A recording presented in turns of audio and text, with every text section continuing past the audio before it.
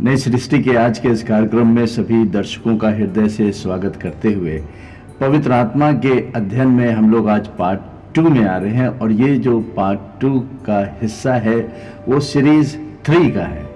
आज के इस पार्ट में हम लोग देखेंगे आखिर ये सारे उद्धार के प्रकरण में प्रभु यीशु मसीह का लहू, प्रभु यीशु मसीह का सत्य और पवित्र आत्मा के कार्यों का कैसे एक साथ उनका कार्य होता है। इतना ही नहीं, इस उद्धार के काम को एक व्यक्ति अपने जीवन में पाता है तो उसका भी अपना एक बहुत इंपॉर्टेंट रोल होता है।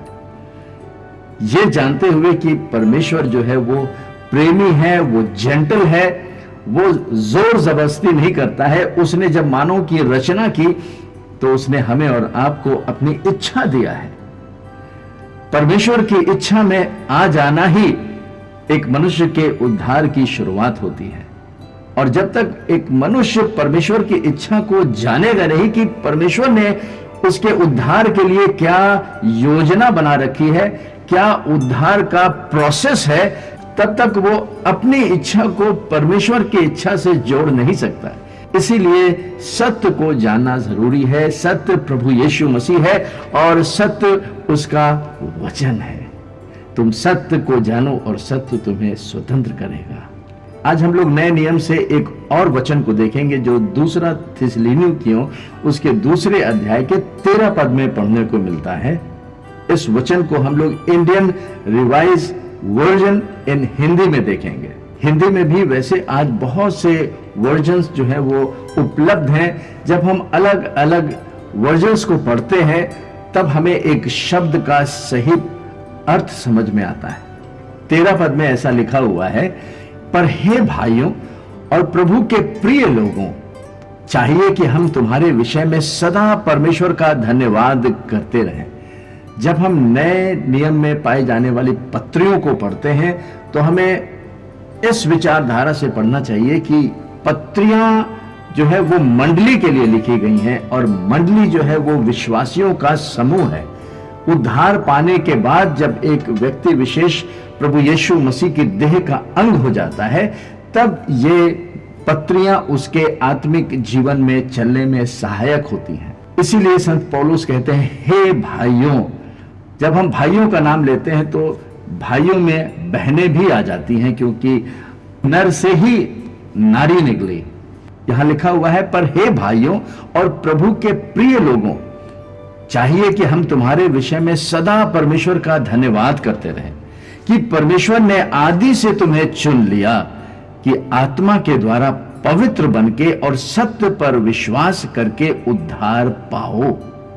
पहली बात हमने देखा कि हम जब परमेश्वर के मंडली में आ जाते हैं तो उसकी संतान बन जाते हैं। We are the part of his body.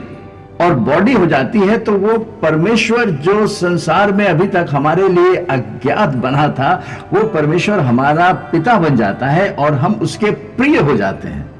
और आज संत पौलुस मंडली में पाए जाने वाले हर एक विश्वासियों के लिए परमेश्वर का धन्यवाद कर रहे हैं और ये बता रहे हैं कि परमेश्वर ने सारी मानव जाति को जो पहले आदम में आई थी, जो पाप के द्वारा पाप में फंस गई थी, उनको दूसरे आदम में फिर से नया बना दे। सारी मानव जाति को परमेश्वर ने अपने पुत्र प्रभु यीशु मसीह में चुन लिया है। पौलुस साहब जो है वो परमेश्वर का धन्यवाद कर रहे हैं। इसके आगे वो कहते हैं कि आत्मा के द्वारा पवित्र बनकर। यहां पे हम लोग अपने उस पवित्र आत्मा के विषय पे आ गए हैं कि आखिर पवित्र आत्मा जब एक विश्वासी को कन्विक्ट करता है और जब विश्वासी प्रभु यीशु मसीह पर विश्वास करता है तो पवित्र आत्मा क्या करता है। लिखा है कि आत्मा के द्वारा पवित्र करके। जब कोई यीशु मसीह पर विश्वास कर लेता है तो वो पूरी तरीके से पवित्र पैदा हो जाता है। मसीह पर रहा विश्वास लोग धर्मी बन जाते हैं। परमेश्वर अपने औलादों का जो जन्म देता है वो पापी नहीं पैदा कर सकता। ये उसके स्टोर हाउस में है ही नहीं। परमेश्वर के डीएनए में पाप है ही नहीं तो वो पाप की संतान कहां से पैदा कर देगा। जब परमेश्वर अपने पुत्र प्रभु यीशु मसीह के जीवित वचनों पर विश्वास करने के द्वारा पवित्र आत्मा की सहायता से किसी का जन्म देता है तो यीशु मसीह पर विश्वास किए गए लोग जो है वो पवित्र बन जाते हैं और ये पवित्रता उनकी धार्मिकता को दिखाता है। Righteousness is the life and the nature of God. इस काम को पवित्र आत्मा ही करता है। तो पहली चीज हमने यहां पे देखा कि आत्मा के द्वारा पवित्र बनके और सत्य पर विश्वास करके उद्धार पाओ। एक तरफ तो परमेश्वर का काम है कि परमेश्वर पिता अपनी पवित्र आत्मा के द्वारा एक पापी इंसान को पवित्र बना रहा है, लेकिन इस सारे प्रकरण में, इस सारे प्रोसेस में उस इंसान का भी कंट्रीब्यूशन है। उसे उस सत्य वचन को मानना होगा।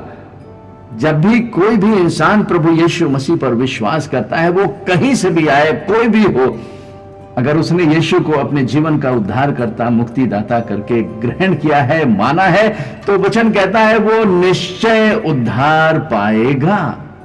यहां पर हम इन दोनों सत्य को देख रहे हैं जो दूसरा थिस्सलुनीकियों उसके दूसरे अध्याय के 13 पद में लिखा हुआ है कि आत्मा के द्वारा पवित्र बनके और सत्य पर विश्वास करके उद्धार पाओ।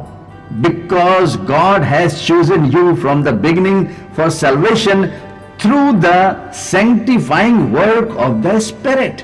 आज मंडली में पाए जाने वाले हर एक विश्वासियों को पवित्र आत्मा के बारे में गहराई से जानने की जरूरत है, क्योंकि ये युग जो है, ये कलीसिया का जो युग है, वो पवित्र आत्मा का युग है। The Holi spirit is the governor in the kingdom of God. बिना पवित्र आत्मा के हम यीशु मसीह को भी नहीं जान सकते।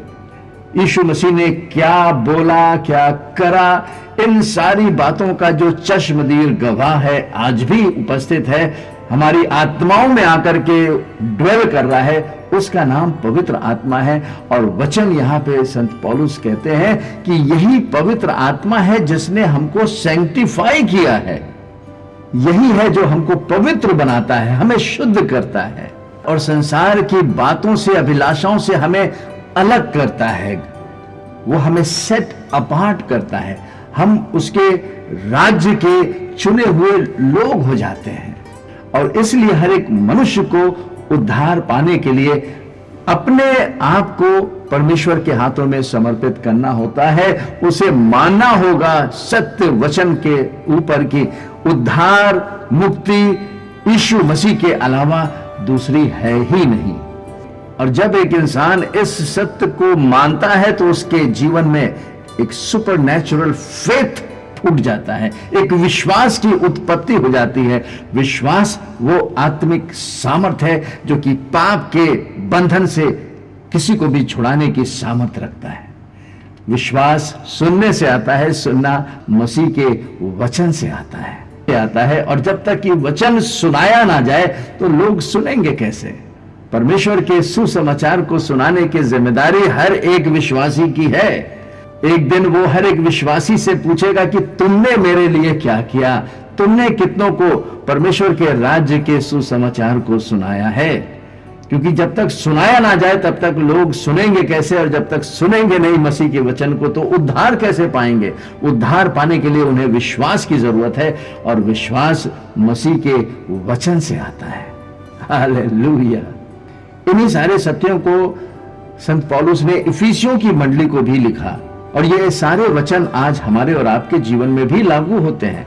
ये इफिसियों की मंडली बहुत ही आत्मिक रूप से उन्नति पाई हुई मंडली थी, और इसका कारण यह था कि जब संत पौलुस प्रेरितों के काम उसके 19 अध्याय में अफसुस में पहुंचे, तब उन्होंने उन विश्वासियों से पूछा जो अपने को कहते थे कि मुझे उद्धार मिल गया है, मैं तो अब बहुत बड़ा हो गया हूं। उन्होंने पूछा कि क्या तुम्हें उद्धार पाते समय पवित्र आत्मा मिला? और तब वो सब निरुत्तर हो गए। और इसके बाद संत पौलुस ने उनको प्रभु यीशु मसीह के उद्धार के पूरे सुसमाचार को सुनाया। फुल गॉस्पेल उन्होंने सुनाया।